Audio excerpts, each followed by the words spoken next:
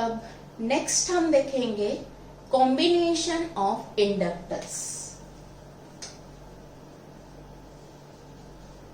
Combination of inductors.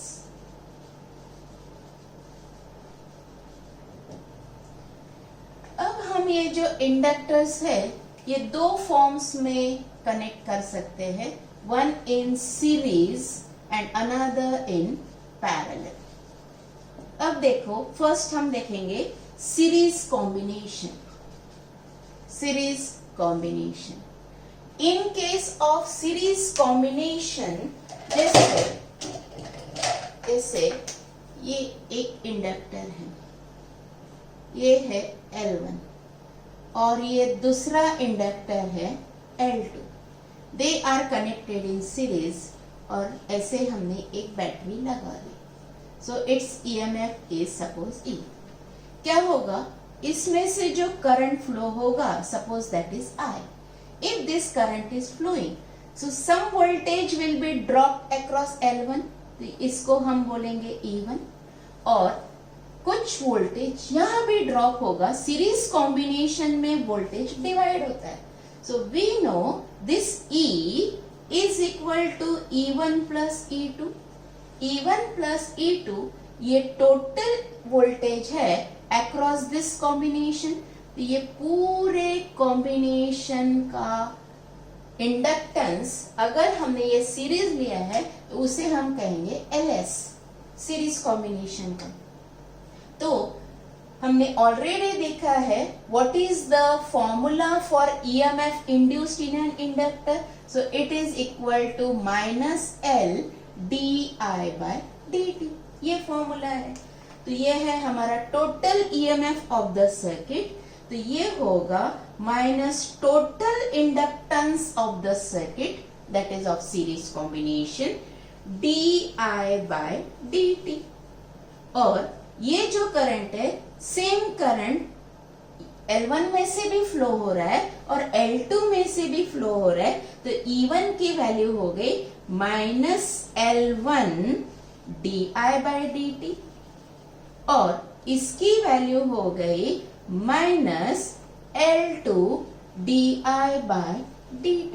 So from both the sides di/dt will get cancelled, minus sign will get cancelled, and you will get LS is equal to L1 plus L2.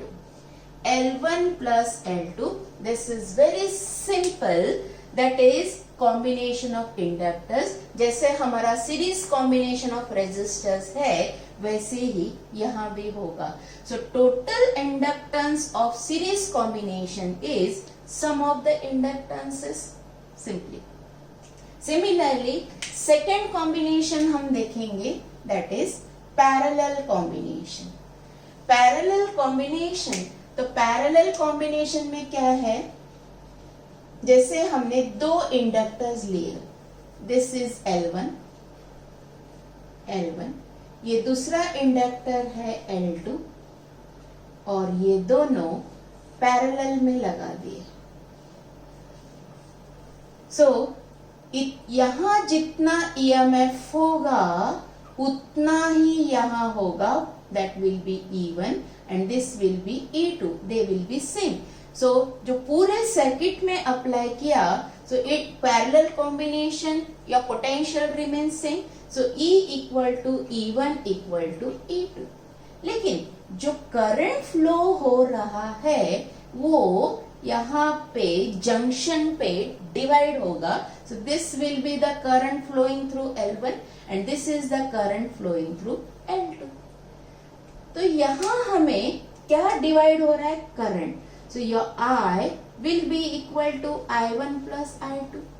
लेकिन हमको I का formula निकालना है from this equation. So your I is E into dt upon L, but I equal to E into dt upon L, that will be your I. So this is L. So this is the total current, so total EMF upon total inductance, और ये parallel combination का inductance हम लेंगे LP, so it will be LP into dt equal to I1 current through this one, लेकिन ये सब equal है, so E into dt upon L1 plus E into dt upon L2. Again E dt gets cancelled. We got 1 upon LP equal to 1 upon L1 plus 1 upon L2. This we got. तो ये हमारा equation हो गया। ये equation है, तो ये equation similar to resistors connected in parallel. So reciprocal of total resistance in parallel combination is equal to sum of reciprocal of individual inductances. So ये हमारा पैरेलल कॉम्बिनेशन का। अब यहाँ पे दो रेजिस्टर्स है, तो दो रेजिस्टर्स का हम डायरेक्ट फॉर्मूला भी ध्यान में रख सकते हैं, that is LP is equal to product upon sum, L1 L2 upon L1 plus L2। ये दो इंडक्टर्स का फॉर्मूला आप हमेशा ध्यान में रखो, तो आप इजीली इसके कोई भी प्रॉब्लम्स कर सकते हो। So this is combination of inductors in series and parallel combination. तो हमने ये कॉम्बिनेशंस देखे। अगर आपको एक एग्जांपल दिया, suppose find equivalent inductance of given circuit, find equivalent inductance. Equivalent inductance of circuit ऐसे दिया है।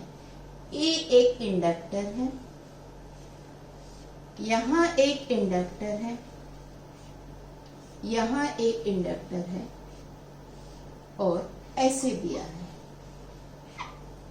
इसकी वैल्यू है 0.25 हेनरी, इसकी वैल्यू है 0.5 हेनरी, इसकी वैल्यू है 0.5 हेनरी, और ये है 0.5 हेनरी। अगर ऐसे दिया, इसका इक्विवेलेंट निकालना है। ये तो एक सिंगल है, यहां भी सिंगल है, यहां दो पैरेलल है, तो पहले हम ये पैरेलल कॉम्बिनेशन का इक्विवेलेंट निकालेंगे। अब पैरेलल कॉम्बिनेशन में अगर सेम वैल्यूज के दो पैरेलल में होंगे तो उनकी वैल्यू 2 से डिवाइड होगी। सेम वैल्यूज के 3 पैरेलल में होंगे तो उनकी वैल्यू 3 से डिवाइड होगी। अब यहाँ दो पैरेलल में हैं और उनकी वैल्यू भी सेम है, तो इसकी वैल्यू इसके हाफ हो जाएगी और वो होगी 0.25 हेनरी। अब क्या हुआ, ये इंडक्टर, ये कॉम्बिनेशन और ये तीनों सीरीज में आ गए, and in case of series combination ये सब ऐड हो जाएंगे, तो 0.25 plus 0.25 plus 0.5, this will become 0.5, it will be 1 Henry. So this is the equivalent inductance of this given circuit.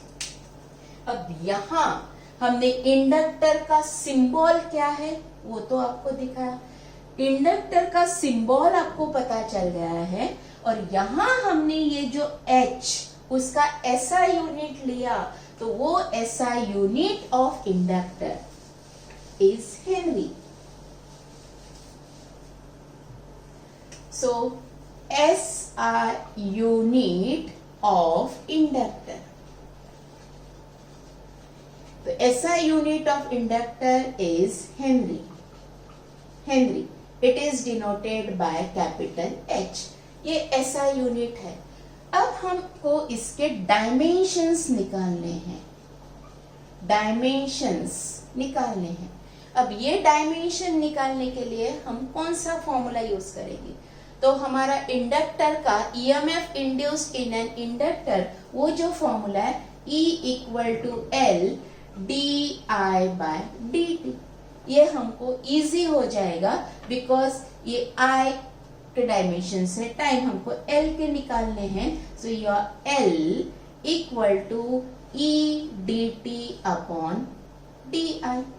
E dt upon di। तो यहाँ E is what? It is a potential। Potential तो हम इसको लिखेंगे energy to move the charge into time upon ये I। फिर हम इस चार्ज को करंट फॉर्म में लिखेंगे। So Q is equal to I into t. So you will get this is energy into t upon I into t into this I। T t gets cancelled. हमारे L के dimensions होंगे energy के dimension upon I square.